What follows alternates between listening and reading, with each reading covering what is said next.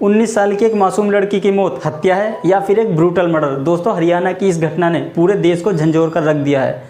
अब दोस्तों, ये एक ऐसी घटना है जिसने सभी को काफ़ी सारे सवाल पूछने पर मजबूर कर दिया है, क्योंकि दोस्तों इस पूरे केस में पुलिस की थ्योरी ने भी काफ़ी सारे सवाल खड़े किए हैं।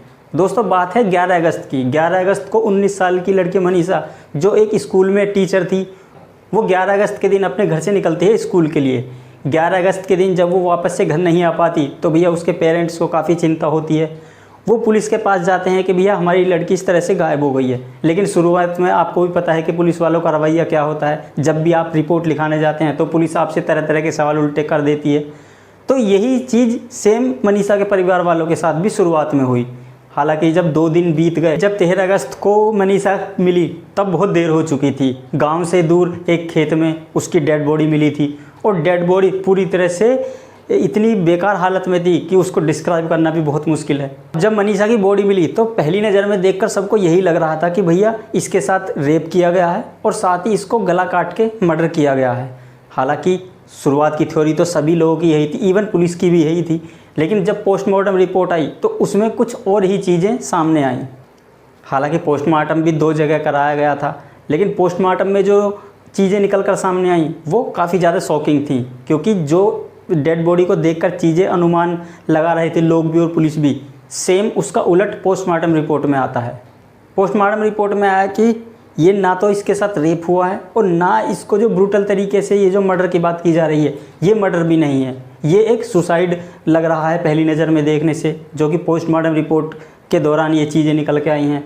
और साथ ही उसकी बॉडी के अंदर जहर के ट्रेसेस मिले हैं, यानी कि उसने जहर खा के खुदकुशी की होगी।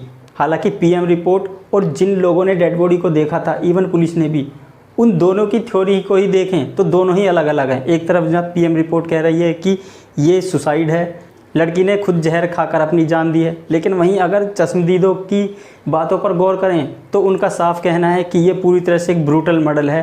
क्योंकि न्यूज़ में काफ़ी सारे ऐसे गवाह हैं जिन्होंने ये बताया है कि जब बॉडी मिली तब वो वहाँ पर मौजूद थे और उन्होंने चीज़ें देखी थी कि कैसी थी। आप ये क्लिप में देख सकते हैं। इंडिया का टॉप ब्रूटल मर्डर केस है, इसमें गैंग रेप भी हुआ है, क्योंकि मैं वो बंदा हूं जिसने सबसे पहले डेड बॉडी को वहां पे मैंने ऑन द मौके के ऊपर जाके डेड बॉडी को देखा था। आप उस टाइम मौजूद थे? बिल्कुल मौजूद था मैं, और जहां पे डेड बॉडी मेरे 2 कदम पे पास में थी मनीषा की।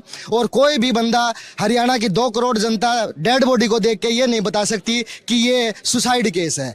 इवन जितने भी वहाँ पर देखने वाले थे उनका भी यही मानना है कि ये पूरी तरह से ब्रूटल मर्डर है।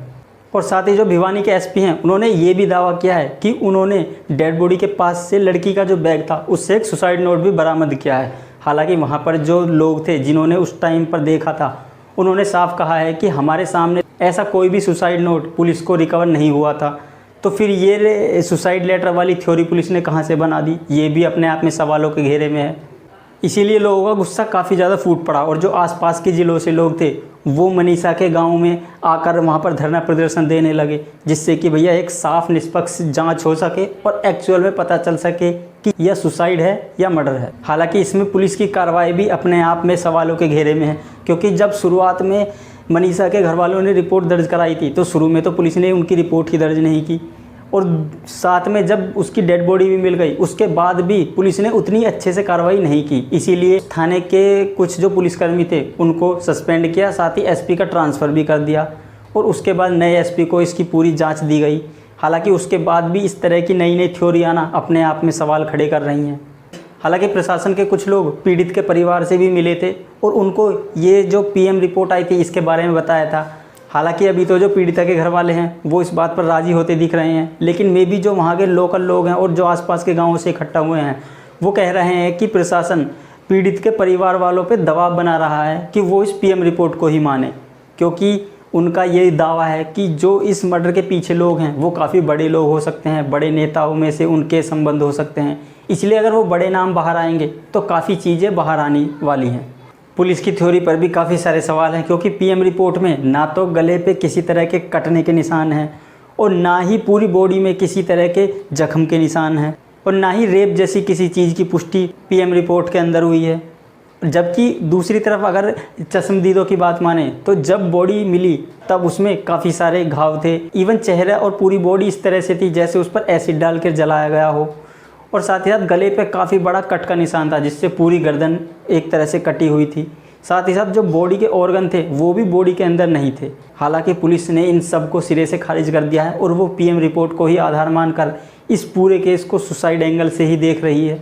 इसीलिए लोगों में काफ़ी ज़्यादा रोष है और लोग प्रदर्शन भी कर रहे हैं। इवन यहाँ तक कह रहे हैं कि जब तक सही से कार्रवाई करके जो इसके पीछे उन लोगों को सज़ा नहीं मिल जाती, वो बॉडी का अंतिम संस्कार भी नहीं करेंगे और ऐसे ही धरना देते रहेंगे। हालांकि ऐसे केस हमारे देश में कोई नई नहीं है, काफ़ी पहले भी हमने ऐसी कुछ चीज़ें देखी हैं जिनमें बड़े लोगों को आसानी से बचा कर निकाल लिया जाता है। तो मे बी इस केस में हालांकि ऐसा कुछ कहना अभी जल्दबाजी होगी, अभी चीज़ें और सामने आएंगी और चीज़ों के ऊपर जब जांच होगी तो जो नई नई चीज़ें निकल के आएंगी उनसे ही ये पता चलेगा कि भैया एक्चुअल में ये मर्डर है या फिर सुसाइड। लेकिन दोस्तों, आपका इस पूरे घटनाक्रम पर क्या मानना है, अपनी राय कमेंट में ज़रूर दें। Thanks for your valuable time.